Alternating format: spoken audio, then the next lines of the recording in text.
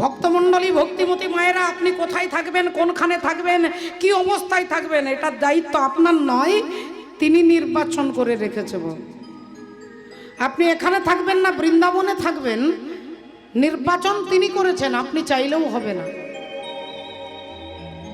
এটাই সব থেকে, এটা যদি মেনে নিতে পারেন আপনাকে জগতে কেউ দুঃখী করতে পারবে না। 5000 বছর আগে কুরুক্ষেত্রের মাঠে দাঁড়িয়ে ভগবান কৃষ্ণ বললেন, কর্মণ্যেবাধিকারস্তে মা ফলেষু কদাচন। কর্ম করবে, ফলের আশা করবে না, আশার থেকেই দুঃখ উৎপত্তি হয়। তাহলে দুঃখকে যদি জীবন থেকে তাড়াতে হয়, কোনো ডাক্তার, কোনো নেতা, কোনো মন্ত্রী, কোনো উকিল, কোনো ব্যারিস্টার, কারোর কাছে ছোটার দরকার নেই। শুধু একটা মন্ত্র জেনে নিন যে সকলই তোমারই ইচ্ছা, সবই তার ইচ্ছা, আপনি তার হাতের খেলার পুতুল, আপনাকে যা করাবে আপনাকে তাই করতে হবে। এটা যদি আপনি ভেবে নিতে পারেন যে আমি কর্তব্য করবার জন্য এসেছি এই জগতে, এখান থেকে যদি আশা রাখেন, আপনার দুঃখ আপনার দরজার গোড়ায় রাখা রয়েছে। দুইজন ব্রাহ্মণ একটা জমিদার বাড়িতে পুজো করে নিয়ে, পুজো টুজো সেরে তারা বাড়ি যাচ্ছে। তখনকার দিনে সাইকেলে যেতে হচ্ছে। সাইকেলে চেপে দুই ব্রাহ্মণ বাড়ি যাচ্ছে। থলিতে অনেক কিছু জিনিসপত্র রয়েছে। ওদিক থেকে একজন মাস্টার মশাই, স্কুলের মাস্টার মশাই, ব্রাহ্মণগণকে দেখে সাইকেল দাঁড় করিয়ে হাত জোড় করে নমস্কার করে বলছে, কি ব্যাপার, কোথায় গিয়েছিলেন? না, ওই পুজো ছিল, জন্মাষ্টমীর পুজো, ওই পুজো করতে গিয়েছিলাম। তা কিছু মনে করবেন না, মাস্টার মশাই বলছে আপনারা দুজনেই পুজো করতে গিয়েছিলেন? বলে হ্যাঁ। তা আপনার মুখের মধ্যে এত আনন্দ, আপনার মুখটা দেখলেই মনে হচ্ছে আপনি আনন্দে আছেন, আর ওনার মুখটা দেখলেই মনে হচ্ছে বাংলার পাঁচের মতো হয়ে আছে, মনের মধ্যে কোনো সুখ নাই, হাসি নাই। ব্যাপারটা কি? আপনারা কি দুজন দু জায়গায় পুজো করতে গেছেন? বলে না, একটাই বাড়িতে পুজো করতে গেছে। তাহলে মনে হয় আপনাকে থাকার ভালো জায়গা দিয়েছে, ওনাকে মনে হয় ছেঁড়া চাটাই দিয়েছে। আগে না আমাদেরকে একটাই ঘরে থাকতে দিয়েছে, তাহলে আপনাকে বালিশ দিয়েছে, আর ওনাকে মনে হয় বালিশ দেয়নি। আগে না আমাদের দুজনকেই বালিশ দিয়েছে, তাহলে মনে হয় আপনাকে পুজোর দক্ষিণার গামছাটা ভালো দিয়েছে, ওনাকে মশারির মতো দিয়েছে। আগে না আমাদেরকে একই কোয়ালিটির গামছা দিয়েছে, তাহলে আপনাকে মনে হয় লুচি খেতে দিয়েছে, ওনাকে রুটি খেতে দিয়েছে। আগে না আমাদের দুজনকেই লুচি খেতে দিয়েছে, তাহলে আপনাকে দুটো রসগোল্লা বেশি দিয়েছে, ওনাকে কম দিয়েছে। আগে না আমাদের দুজনকে যাচাই রসগোল্লা দিয়েছে, তাহলে আপনাকে পুজোর দক্ষিণা বেশি দিয়েছে, ওনাকে একটু কম দিয়েছে। বললেন না, আমাকেও 1001 টাকা দিয়েছে, ওনাকেও 1001 টাকা দিয়েছে। তাহলে একই বাড়িতে গেছেন পুজো করতে, একই খাবার খেয়েছেন, একই বিছানায় থেকেছেন, একই গামছা, একই দক্ষিণা, অথচ আপনার মনে এত আনন্দ, ওনার মনে এত দুঃখ কেন? বললেন আর বলবেন না, যখন আমরা পুজো করতে যাচ্ছিলাম না, আলোচনা করতে করতে যাচ্ছিলাম, আমি বলছিলাম জমিদার বাড়িতে পুজো হবে, দেখবি 500 টাকা দক্ষিণা দেবে, বেশি দেবে না, 500 টাকা দেবে। আর উনি বললেন না না না না, 500 টাকা কি দেবে রে, 2000 টাকা দেবে, দেখবি 2000 টাকা দেবে। উনি ভেবেছিলেন 2000 টাকা দেবে, আমি ভেবেছিলাম 500 টাকা দেবে, কিন্তু জমিদার বাবু দিয়েছে 1000 টাকা। আমি ভেবেছি 500 দিয়েছে 1000, তাই আমার এত আনন্দ। উনি ভেবেছেন 2000 দিয়েছে 1000, তাই ওনার মনের মধ্যে এত ব্যথা। এবার আপনারা ভেবে বলুন বাবা, দুঃখটা কি জমিদার বাবু দিলেন, না দুঃখটা আমি নিজে কল্পনা করে নিলাম? আমি ভেবে নিয়েছি আমার ছেলে আমাকে দেখবে, আমার বৌমা আমাকে দেখবে, আমার নাতি আমার বংশে বাতি দেবে, আমার ছেলে সেবা করবে, আমার বৌমা আমাকে হাতের ওপরে রাখবে, এতগুলো আমার মধ্যে ভাবনা। কিন্তু একটাও যখন ভাবনার সঙ্গে মিলছে না, এই তখনই জ্যোতিষীর কাছে, ডাক্তারবাবুর কাছে, সবার কাছে ছুটছি, আমার কপালটা ভালো নয়। কিন্তু কপালটা খারাপ নয়, আপনি ভেবেছেন, আপনার ভাবনার ওপরে আপনার দুঃখ দাঁড়িয়ে রয়েছে। আপনি সংসার করেছেন, সন্তান আদি আছেন, এটা আপনার কর্তব্য, কিন্তু ওদের ওপরে আপনি ডিপেন্ড করবেন না যে ছেলে আমাকে দেখবে। আপনাকে দেখবে কে? না, আপনাকে দেখবে পরমেশ্বর, পরম পিতা ভগবান। আমি সখাত সলিলে ডুবে মরি শ্যামা, দোষ করো নয় গো মা। আমার ধর্ম হলো কোদণ্ড স্বরূপ, পুণ্য ক্ষেত্র মাঝে আমি ভাবি না সে কূপে বেড়িল কালের উপজন কালো বন রমা মা দোষ কারো নয় গো মা। তাহলে মা আপনার ভাবনাটাই যদি আপনার দুঃখের কারণ, তাহলে আমি কেন ভাববো যে সংসার থেকে আমি সুখ পাবো? আমাকে সুখ দেওয়ার দায়িত্ব হচ্ছে তার, আমি তার উপরে নির্ভর করব। এটাই হচ্ছে দুঃখের কারণ। এই কারণেই ভগবান কুরুক্ষেত্রের মাঠে অর্জুনকে নয়, সমগ্র গীতার মধ্য দিয়ে বিশ্বব্যাপী সবাইকে বলছেন কর্মণ্যেবাধিকারস্তে মা ফলেষু কদাচন। গাছ লাগাবে, গাছের ফল হবে আমি খাবো, এই ভাবনাটা রাখবে না। গাছটা লাগানোর দায়িত্ব তোমার, ফল হবে কি হবে না সেটার দায়িত্ব তার। যদি এই ভাবনা আপনি তৈরি করতে পারেন, তাহলে আপনাকে জগতে কেউ দুঃখ দিতে পারবে না বাবা। তাই আসুন আজকে দেখুন, বসুদেব দেবকীকে কারাগারে টানতে টানতে বন্দি করে দিলেন। 8টা ছেলে যতদিন না হবে ততদিন কারাগারে থাকতে হবে। বসুদেব দেবকী আনন্দে ভগবানের ভজন করছেন, ভগবানের নাম স্মরণ করেছেন। একবার সবাই মিলে বলবো, বলো বাঁকে বিহারী লাল কি জয়, বলো ভগবান কৃষ্ণচন্দ্র কি জয়, বলো রাধা রানী কি জয়, জয় রাধে। তা চলুন একটু হাততালি দিয়ে, একটু নামের মধ্য দিয়ে, একটু ভজনের মধ্য দিয়ে আমরা আনন্দ করব। রাধা কি পাयल ছম ছম বাজে, ছম ছম বাজে পাयल, রাধা রানী নাচে সামনে, সামনে ছেড়া তারানা রাধা পাশা দিবানা, সামনে ছেড়া তারানা রাধা পাশা দিবানা, রাধা ভিখায়ে থামে থাম বাজে, রাধা ভিখায়ে থামে থাম বাজে, থামে থাম বাজে পায়ে রাধা রানী নাচে সামনে, সামনে ছেড়া তারানা রাধা পাশা দিবানা, সামনে ছেড়া তারানা রাধা পাশা দিবানা।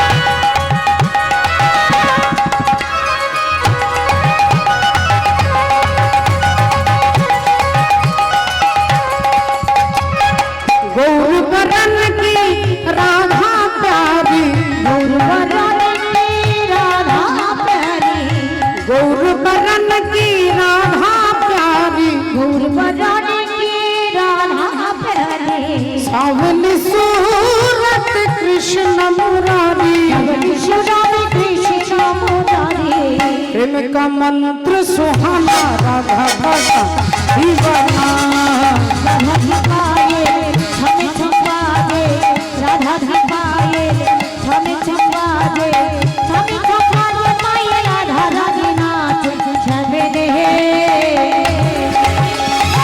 छबे दे राधा राधा राधा पाशा दीवाना, छबे दे राधा राधा राधा पाशा दीवाना।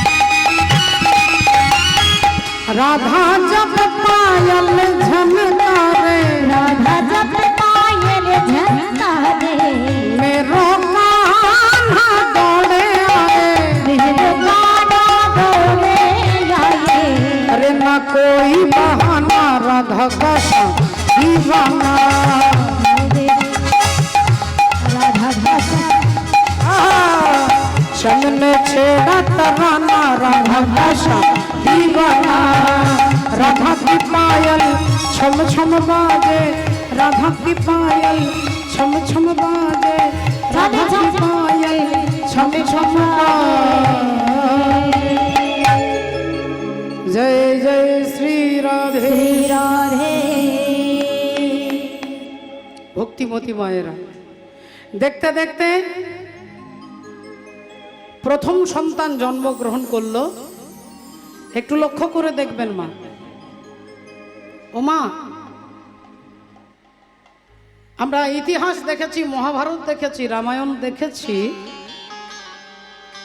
যখনই কোনো পুরুষ কোনো নারীর চুলে হাত দিয়ে তাকে অপমান করে, চুলের মুঠি টেনে ধরে তাকে আঘাত করে, পুরুষ মানুষ যদি নারীর চুলে হাত দিয়ে আঘাত করে, সেই পুরুষের পরমায়ুটা ক্ষয় হয়ে যায় মা।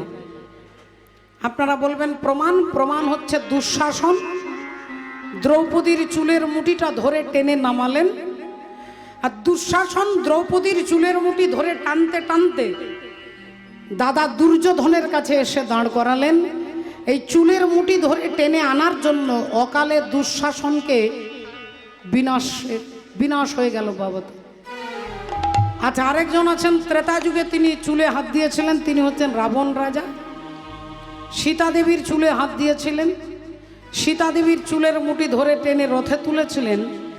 রাবণের পরমায়ুর অর্ধেকটা ক্ষয় হয়ে গেল সীতা দেবীর চুলে হাত দেওয়ার জন্য, আর অর্ধেকটা পরমায়ু ক্ষয় হয়ে গেল তার শক্তি ক্ষয় হলো বলে। শক্তি ক্ষয়, এনার্জি লস। আচ্ছা, শক্তি ক্ষয় হলো কি করে? এই তথ্যটা জানতে গেলে একটু যেতে হবে রাধে রাধে। রাম রাবণের যুদ্ধ হচ্ছে, রাবণের এক একটা করে প্রজাগুলো মারা যাচ্ছে। রাবণ চিন্তান্বিত হয়ে গুরু শুক্রাচার্যের কাছে এসে বলছে, গুরুদেব কি করা যায় বলুন তো, কি করলে আমি জিততে পারবো, আমি রামকে হারাতে পারবো? গুরু শুক্রাচার্য বলছেন, বাবা রাবণ, তুমি যদি জিততে চাও তাহলে কোনো রকমে ছলে বলে কৌশলে তুমি যদি শিব ঠাকুরকে তোমার লঙ্কায় নিয়ে যেতে পারো, তাহলে রামচন্দ্র অনায়াসে হেরে যাবে। শুক্রাচার্য হচ্ছে পরম জ্ঞানী। গীতাতে 10ম অধ্যায় ভগবান কৃষ্ণ বলছেন, জ্ঞানীদের মধ্যে আমি শুক্রাচার্য, বিদগ্ধ পণ্ডিত। সেই শুক্রাচার্য বলছে শিব ঠাকুরকে লঙ্কায় নিয়ে যেতে পারলে তবে রাম হেরে যাবে। রাবণ অমনি এসেছেন বাবা ভোলেনাথের কাছে, আর ভোলেনাথের চরণে হাত দিয়ে প্রণাম করে বলছে, বাবা গুরুজি আপনাকে আমার লঙ্কায় যেতে হবে। তা বাবা ভোলেনাথ বললেন, কি ব্যাপার, তুমি হঠাৎ করে লঙ্কায় নিয়ে? না গুরুজি আপনাকে যেতে হবে, আপনাকে আমার সঙ্গে যেতে হবে গুরুজি, আমি কিন্তু ছাড়বো না, আজকে এক্ষুনি আমার সঙ্গে লঙ্কায় যেতে হবে। বাবা ভোলেনাথ মনে মনে চিন্তা করলেন, কোনোদিন এমন বলে না, তাহলে ব্যাপারটা কি একটু দেখি। চোখ বন্ধ করে দেখলেন যে আমি যদি লঙ্কায় চলে যাই তাহলে আমার প্রভু রামচন্দ্র যুদ্ধে হেরে যাবে। এবার বাবা ভোলেনাথ কায়দা করছে, বাবা রাবণ আমি তোমার সঙ্গে যেতাম, কিন্তু এতটা রাস্তা তো আমি হেঁটে হেঁটে যেতে পারবো না। না বাবা আপনাকে হেঁটে যেতে হবে না। ভোলেনাথ বললেন, আমি এতটা রাস্তা ষাঁড়ের পিঠে চেপেও যেতে পারবো না। না আপনাকে ষাঁড়ের পিঠেও চেপে যেতে হবে না, তাহলে কি করে আমি যাব? রাবণ বললেন, আমি কাঁধে করে নিয়ে যাব, কাঁধে করে নিয়ে যাব, কাঁধে করে নিয়ে যাব, করে নিয়ে যাব, কাঁধে করে নিয়ে যাব। ওগো লঙ্কায় প্রতিষ্ঠা করব, কাঁধে করে নিয়ে যাব, লঙ্কায় প্রতিষ্ঠা করব, কাঁধে করে নিয়ে যাব, লঙ্কায় প্রতিষ্ঠা আমি কাঁধে করে নিয়ে যাব, লঙ্কায় প্রতিষ্ঠা করব, কাঁধে করে নিয়ে যাব, লঙ্কায় প্রতিষ্ঠা করব, আমি কাঁধে করে নিয়ে যাব, আমি কাঁধে করে নিয়ে যাব, কাঁধে করে নিয়ে যাব। আমি আপনাকে কাঁধে করে নিয়ে যাব, আপনি চিন্তা করবেন না। এবার ভোলেনাথ চিন্তায় পড়ে যাচ্ছে, এবার আমি কি বলবো? আমি হেঁটে যাব না বললাম, বলছে কাঁধে করে নিয়ে যাব। তাহলে এবার বাবা ভোলেনাথ বললেন, ঠিক আছে রাবণ, শোনো বাবা, শোনো শোনো, তা তুমি তো আমাকে কাঁধে করে নিয়ে যাবে, কিন্তু রাস্তায় যদি আমাকে তোমার ভারী লাগে, যদি তোমার ভারী লাগে তুমি আমাকে রাস্তায় নামিয়ে দাও, তাহলে যেখানে নামাবে আমি কিন্তু সেখানেই থাকবো, সেখান থেকে এক চুল তুমি আমাকে নড়াতে পারবে না। রাজি? রাবণ মনে মনে ভাবলেন, আরে তো আপনাকে আমি নামাবই না, নামাবই না, তাহলে এক চুল না নোড়ার কি আছে? ঠিক আছে আপনি চলুন, যদি আমি আপনাকে নামাই যেখানে নামাবো সেখানেই থাকবেন। কন্ডিশন হয়ে গেল। বাবা ভোলেনাথ রাবণের কাঁধে চাপলেন, রাবণ নিয়ে যাচ্ছেন। এদিকে প্রভু রামচন্দ্র চিন্তা করছে যে উনি যদি লঙ্কায় চলে যায় আমি তো হেরে যাব। ভগবান রাম অমনি দুজন দেবতাকে দেখেছে, একজন বরুণ দেবতা, একজন পবন দেবতা। দুজন দাঁড়িয়েছে। ভগবান বলে উঠলেন, শোনো পবন দেব, তুমি ব্রাহ্মণ সেজে গাছের তলায় দাঁড়িয়ে থাকো, আর বরুণ দেব তুমি জল হয়ে রাবণের পেটের ভেতরে প্রবেশ করো। রাবণের পেটের ভেতরে তুমি জল হয়ে প্রবেশ করো। এখন বরুণ দেবতা রাবণের পেটে ঢুকেছে জল হয়ে, আর পবন দেবতা ব্রাহ্মণ সেজে গাছের তলায় দাঁড়িয়ে আছে। এখন বরুণ দেবতা যত পেটে চাপ দিচ্ছে জল হয়ে, এবার রাবণের কিছু মনে করবেন না বাবা, প্রস্রাব পেয়ে গেছে। এখন রাবণের প্রস্রাব পেয়ে গেছে। রাবণ ভাবছে যে আমি তো এনাকে কাঁধে নিয়ে প্রস্রাব করতে পারবো না, এটা নীতি বিরুদ্ধ। ভোলেনাথকে কাঁধে নিয়ে প্রস্রাব করতে পারবো না। আচ্ছা যদি নামিয়ে দিয়ে প্রস্রাব করি তাহলে ওনার সঙ্গে আমার কন্ডিশন করা আছে, যদি নামাই যেখানে নামাবো সেখানেই থাকবে। আচ্ছা যদি প্রস্রাবটা না করি তাহলে কিডনি ফেলিওর হতে পারে। তাহলে এতগুলো ঝকমারিতে পড়েছি, এখন কি করা যায়, কি করা যায়, কি করা যায়। এমন সময় রাবণ দেখতে পেলেন একজন ব্রাহ্মণ দাঁড়িয়ে আছে। তিনি মনে ছুটে এসেছেন, ভাবলেন আমিও ব্রাহ্মণ আপনিও ব্রাহ্মণ, তাই একটু দয়া করে আমার ভোলেনাথকে ধরুন না, মাটিতে নামাবেন না, একটু ধরুন না। পবন দেবতা মনে মনে বলছে আমি এই কেসের জন্যই দাঁড়িয়ে আছি, কিন্তু মুখে বলছে আমার দ্বারা হবে না, হবে না, হবে না দাদা, অন্য কোথাও ব্যবস্থা করুন, একটু ধরুন না। আরে কি মুশকিল, বলছি তো হবে না নাকি, একটু ধরুন না, 2 মিনিট, শুধু 2 মিনিটের ব্রেক, 2 মিনিট, এক্ষুনি যাবো, চলে আসবে, একটু ধরুন না। তা পবন দেবতা বললেন ঠিক আছে আমি আপনাকে 5 মিনিট সময় দিচ্ছি। 5 মিনিটে হবে তো? বললেন একবারে আলবাত হয়ে যাবে। বলে 5 মিনিটের মধ্যে আপনি আসেন ভালো, নইলে আমি কিন্তু নামিয়ে দেবো। আর রাবণ দেখছে আমার 5 মিনিট লাগবে না, শিব ঠাকুরকে ধরিয়ে দিয়ে একটু দূরে গিয়ে তিনি প্রস্রাব করতে বসেছে। প্রস্রাব করতে বসেছে, প্রস্রাব করছেন, কিন্তু বাবা আজকে প্রস্রাবের মধ্যে রাজনীতি ঢুকে গেছে। আজকে রাবণ প্রস্রাব করেই যাচ্ছে, প্রস্রাব আর বন্ধ হচ্ছে না, টালার ট্যাঙ্কির মতো অবস্থা। প্রস্রাব হয়ে যাচ্ছে, প্রস্রাব আর বন্ধ হচ্ছে না। 1 মিনিট, 2 মিনিট, 4 মিনিট, 5 মিনিট প্রস্রাব হচ্ছে। আর এদিকে রাধে রাধে 5 মিনিট হয়ে গেছে, পবন দেবতা শিব ঠাকুরকে নামিয়ে দিয়েছে। আর যেই নামিয়ে দিয়েছে এদিকে প্রস্রাব বন্ধ হয়ে গেছে। কিরকম রাজনীতি দেখুন, এখানে নামিয়ে দিয়েছে, এখানে প্রস্রাব বন্ধ। হাতে পায়ে জল দিয়ে রাবণ ছুটে আসছে, দেখছে শিব ঠাকুর মাটিতে নামানো আছে, ভাবছে তাড়াতাড়ি যদি তুলে নি। যেই রাবণ ছুটে আসছে তেমনি বাবা ভোলেনাথ সোজা অতল বিতল সুতল তলাতল রসাতল মহতল পাতাল, একবারে সোজা পাতালে চলে যাচ্ছে। আর যেই পাতালে চলে যাচ্ছে রাবণ রাজা শিব ঠাকুরের মাথাটা ধরে টান দিয়ে ভাবছে তুলবো পাতাল থেকে। এই শিব ঠাকুরকে পাতাল থেকে টেনে তুলবার চেষ্টা করছেন বাবা ভোলেনাথের মাথা ধরে। রাবণ রাজা এত বীর, এত ক্ষমতাশালী, পাতাল থেকে এই পৃথিবী পর্যন্ত তিনি তুললেন, কিন্তু পৃথিবী থেকে কাঁধ পর্যন্ত তুলতে পারলেন না। কেন পারলেন না? না রাবণের থেকে আরো বেশি শক্তিশালী, সেটা হচ্ছে ধর্ম। ধর্ম, ধর্ম কাকে বলে? বলে আগে ধর্ম রে পরে ধর্ম রে, আগে ধরে মরে পরে ধরে মরে, আগে ধরে মরে পরে ধরে মরে, আগে ধর্ম রে পরে ধর্ম রে, আগে ধরে মরে পরে ধরে মরে, আগে ধর্ম রে পরে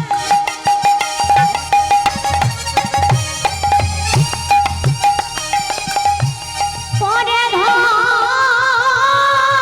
মরে, আহা আগে ধরে মরে পরে ধরে মরে, আগে ধর্ম রে পরে ধর্ম রে, পরে ধরে মরে, আগে ধরে মরে, আহা আগে ধরে মরে পরে ধরে মরে, আগে ধরে মরে পরে ধরে মরে, ধর মোরে ধর মোরে ধর মোরে ধর মোরে ধর মোরে, আগে ধর মোরে। सर्वधर्म परित्यज्यं मामेकं शरणं व्रज अहं त्वं सर्व पापेभ्यो मोक्षयिष्यामि मा शुच।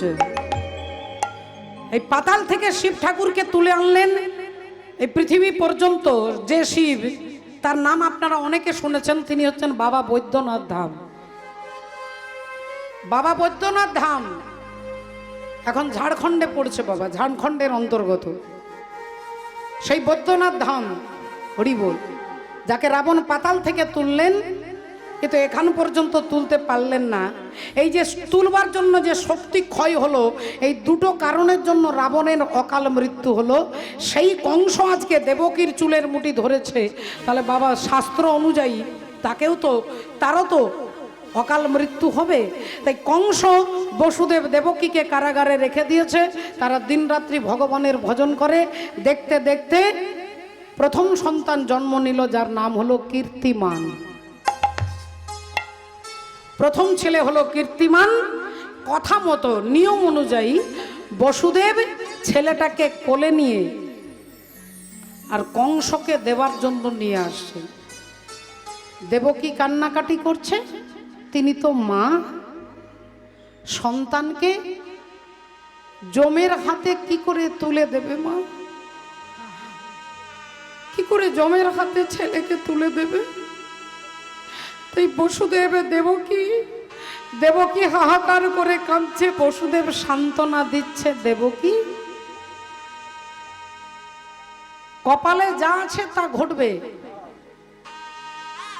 কিন্তু ধর্ম রক্ষা করা হচ্ছে আমাদের কর্তব্য।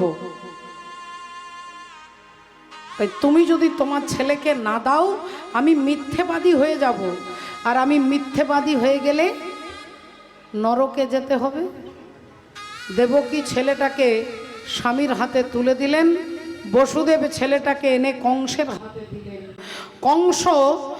কংস মনে মনে ভাবলেন, বাবা এত বড় সত্যবাদী, ছেলেটাকে আমার হাতে তুলে দিয়েছে, এবার আমি মারতে হবে। তো মারবার জন্য যেই ছেলেটার দিকে তাকিয়েছে অমনি সুন্দর চোখ, সুন্দর মুখ, অপূর্ব সুন্দর দেখতে।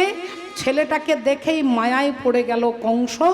বললেন, বসুদেব না না না, এই ছেলে আমাকে মারতে পারবে না। এত সুন্দর, এত সহজ, এত সরল, এত নিষ্পাপ, না না, এ আমাকে মারতে পারবে না। নিয়তি বলেছে দেবকীর অষ্টম সন্তান আমাকে মারবে, তাহলে এ তো অষ্টম সন্তান নয়, এ তো প্রথম সন্তান। বসুদেব যাও, তোমার ছেলেকে আমি ফিরিয়ে দিলাম। ফিরাইয়ে দিলাম আমি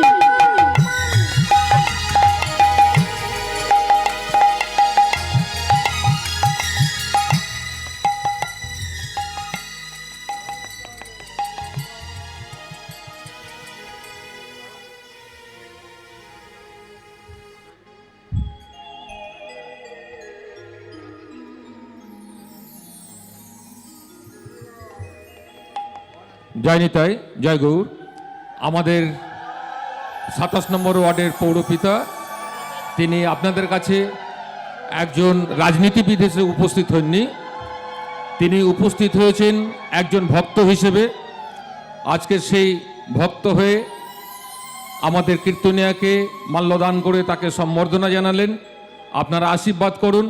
আমাদের এই কমিশনার, তিনি আপনাদের আশীর্বাদে সুস্থ নিরোগ থেকে যেভাবে আমাদের সেবা করে আসছেন, আমরা যেন আগামীকালও তার কাছ থেকে সেবা পাই, এই বলে সবাইকে ধন্যবাদ জ্ঞাপন করছি। জয় নিতাই, জয় গৌর।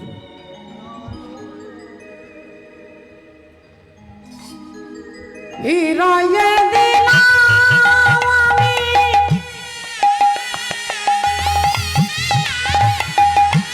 সন্তানে তোমার, ফিরাইয়ে দিলাম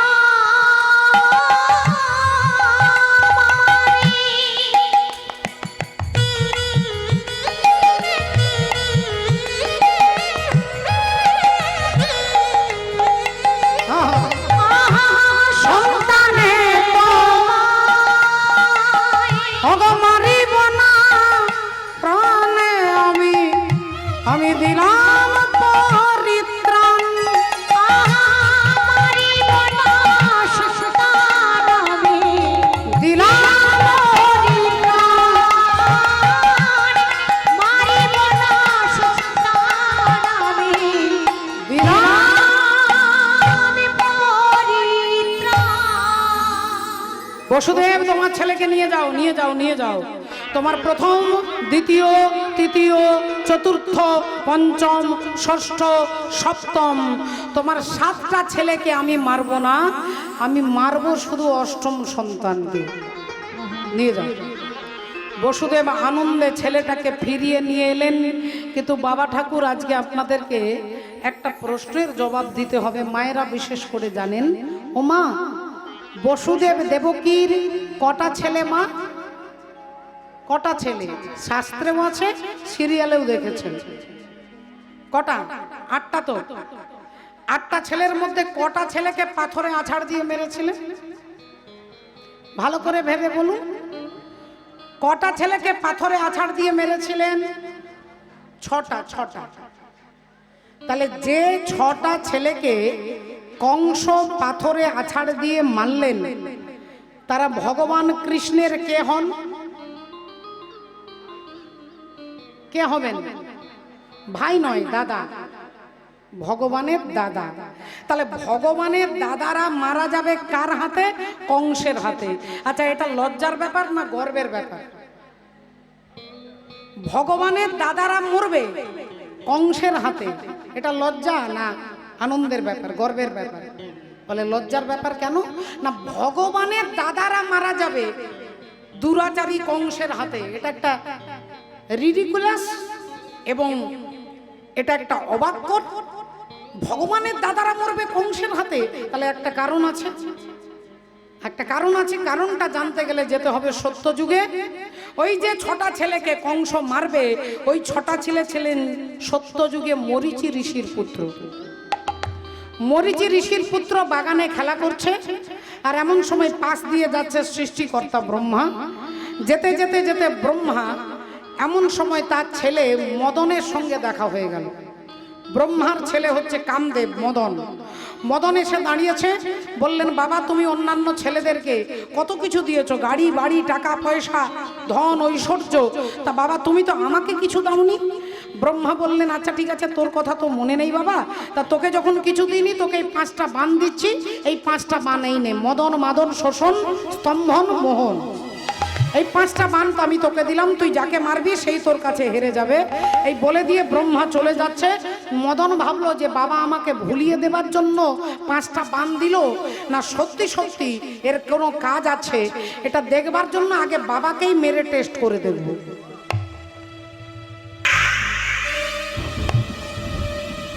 প্রথম বানটা মারলেন ব্রহ্মাজিকে। ব্রহ্মা মদনের বানে জর্জরিত হয়ে নিজ কন্যা সন্ধ্যার পেছনে আলিঙ্গন করবার জন্য ছুটছে। আর এই দৃশ্যটা দেখতে পেয়েছে মরীচি ঋষির ছেলেরা। বাগানে খেলা করছিল, কারো 5 বছর, কারো 6 বছর, কারো 8 বছর, এরকম বয়স।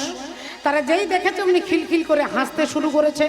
আর অমনি ব্রহ্মা হাসির শব্দটা শুনতে পেয়ে দাঁড়িয়ে গেছে। দাঁড়িয়ে গিয়ে ভাবছে, আমি কন্যার পেছনে ছুটছিলাম, হঠাৎ করে এই মতি হলো কেন? না মদন আমাকে বান মেরেছে। তাহলে যে মাথার যে চোখটা দিয়ে আমি কন্যার দিকে কুদৃষ্টিতে তাকিয়েছি, ব্রহ্মা সেই মাথাটা কেটে দিলেন। সেই মাথাটা কেটে ছুঁড়ে ফেলে দিলেন। মাথাটা পড়লো একটা কুণ্ডের মধ্যে, যে কুণ্ডের বর্তমান নাম হচ্ছে ব্রহ্মকুণ্ড, হরিদ্বারে আছে, হরিদ্বার। ব্রহ্মকুণ্ডের মধ্যে ব্রহ্মার মাথাটা পড়লো। 10,000 বছর পরে ব্রহ্মার মাথা থেকেই সৃষ্টি হলো প্রদীপ।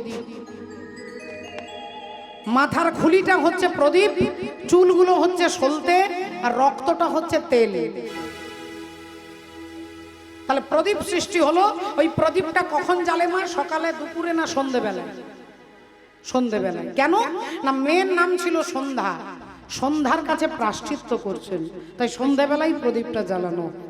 এই যে ব্রহ্মাকে দেখে ছেলেগুলো হাসলো, ব্রহ্মা অভিশাপ দিলেন যে তোরা আমার সঙ্গে অসুরের মতো ব্যবহার করলি, তোদের অসুর কুলে জন্ম হবে।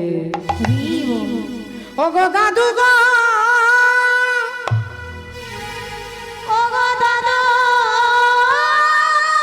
দাদু আমাদের ভুল হয়ে গেছে দাদু, আমাদের অন্যায় হয়ে গেছে দাদু, আমরা না জেনে না বুঝে তোমাকে হেসে ফেলেছি, আমাদের ক্ষমা করে দাও দাদু, ক্ষমা করে দাও, ভুল করেছি।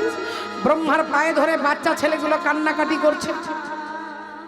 ব্রহ্মা বললেন ঠিক আছে ঠিক আছে, তোরা নিজের ভুল যখন বুঝতে পারছিস, শোন, তোদের অসুর কুলে জন্ম হবে, তবে তোরা উদ্ধার হবি কি করে?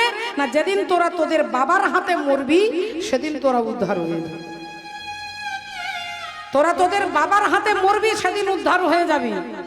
ব্রহ্মার অভিশাপে মরীচি ঋষির ছেলেগুলো অসুরের ঘরে জন্ম নিল। কার বাড়িতে? বলে হিরণ্যকশিপুরের ভাই হচ্ছে হিরণ্যাক্ষ, আর হিরণ্যাক্ষের ছেলে হচ্ছে কালনেমি। হিরণ্যকশিপু আর হিরণ্যাক্ষ এই দুই যমজ ভাই। আর এই দুই যমজ ভাই, যমজ কাকে বলে মা? একসঙ্গে দুটো ছেলে যদি জন্মগ্রহণ করে, কিংবা দুটো মেয়ে জন্মগ্রহণ করে হতে পারে, কিংবা একটা ছেলে একটা মেয়ে, এরকমও হয়। কিন্তু যমজ সন্তানের ক্ষেত্রে বলছি, যেসব মায়েদের যাদের যাদের ঘরে নাতি রয়েছে, ছেলে রয়েছে যমজ, তা কে দাদা হবে আর কে ভাই হবে কি করে বুঝবেন? দাদা কে হবে? বলে যে আগে হয়েছে সে দাদা, যে পরে হয়েছে সে ভাই। শাস্ত্র এর উল্টোটা বলছে, যে আগে হবে সে ভাই আর যে পরে হবে সে দাদা। আমরা জানি যে আগে হয় সে দাদা, বললেন না যে আগে হবে সে ভাই হবে, যে পরে হবে সে দাদা হবে। আপনারা বলবেন এরকম উদ্ভট কথা, তুমি কিন্তু নিয়ম হয়েছ, তুমি উদ্ভট বললে আমরা মেনে নেবো, সেটা তো হবে না, তুমি আমাদেরকে যুক্তি দেখাও। যমজ ছেলে যে আগে হবে সে দাদা নয় ভাই হবে, কি করে হবে? বলে মা, আপনি একটা থলি নিয়ে বাজারে গেছেন, আপনি একটা থলি নিয়ে বাজারে গেছেন, বাজারে বড় বড় দুটো কুমড়ো মিষ্টি কুমড়ো দেখতে পেয়েছেন, কুমড়ো দুটো কিনে আপনি থলির মধ্যে নিয়ে বাড়ি এসেছেন। এবার দুটো থলিতে দুটো কুমড়ো রয়েছে, আপনি বাড়ি এসে এবার কুমড়ো রান্না হবে। ভালো করে ভেবে বলুন, থলিতে যে কুমড়োটা আগে রেখেছেন সেই কুমড়োটা কি আগে বেরোবে?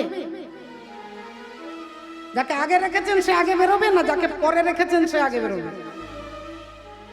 তাহলে যে ছেলেটার আগে সৃষ্টি হয়ে গেছে সে আগে বেরোতে পারবে না, যার পরে সৃষ্টি হলো সে আগে বেরোবে, তাই সে ভাই, যে পরে হবে সে দাদা। হিরণ্যকশিপুর পরে হয়েছে সে দাদা, হিরণ্যাক্ষ আগে হয়েছে সে ভাই। এই হিরণ্যাক্ষের ছেলে হচ্ছে কালনেমি, আর কালনেমির পুত্র হয়ে ওই মরীচি ঋষি 6টা ছেলে জন্মগ্রহণ করলো, বাবার নাম কালনেমি। তাহলে কালনেমি যদি ছেলেদেরকে মারে এরা উদ্ধার হয়ে চলে যাবে, কিন্তু কালনেমি নিজেই আগে মারা গেল, আগে কালনেমি বধ হয়ে গেল, বিনাশ হয়ে গেল। তাহলে কথা কি ছিল? যেদিন তোদের নিজ পিতা